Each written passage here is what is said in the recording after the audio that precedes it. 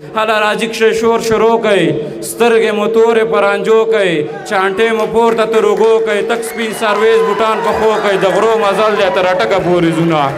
هله راځي کښې شور شروع کوي سترګې مو تورې پرانجو کوي چانټې مو پورته تر اوږو کوي تک سپین سرویز بوټان پخو کوي د غرو مزل دی تر اټکه پورې ځونه ځان که هر څومره کلک فولاد کې ما ځکه ما په بده یاد کې ځان به په ما تباه و برباد کې را باندې جوړ به لوی فساد کې که ضد مې ونیو بیا ټکم نه منمه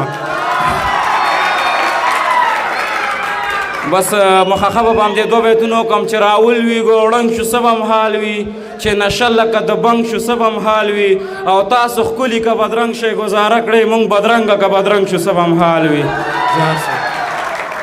وطن هم زمونږ خپل دی افغانان هم زمونږ خپل دي ملا صاحب مو هم خپل دی طالبان هم زمونږ خپل دي پردي چې ګرځېدل پې سړکونه به م پردي وباره اوس خو دا ګرده سړکان هم زمونږ خپل دي تاجک ازبک ترکمن او هزاره چې افغانان وي تر څنګه د وطن اصلي سیکان هم زمونږ خپل دي نړۍ نه ژوندون نه غواړو خپل ژوند ته مو دې پرېږدي حال دا چې ژوند پرسته خیرخواهان هم زمونږ خپل دي لري چې اسلامي او افغاني رقابتونه نظام خاص هم خپل دی نظامیان هم زمونږ خپل دي او راغلو سره تلي دي اوس هسې چغې نه وایي منظور ډله خو یې څه چې نشنلیان هم زمونږ خپل دي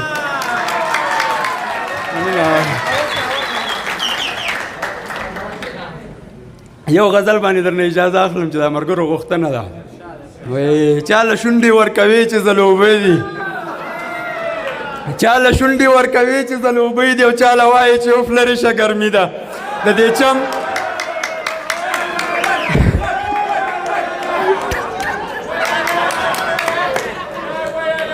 وایي چاله شونډې ورکوي چې ځلوبۍ دي او چاله وایي چې اوف لرې شه ګرمي ده د دې چم لیونۍ ټولې لیونۍ دي دا شوخي او د ادا یې رواجي ده په کړسو خاندي لس ډزې جرمنۍ دي زورولو کې یو بل سره سیالي ده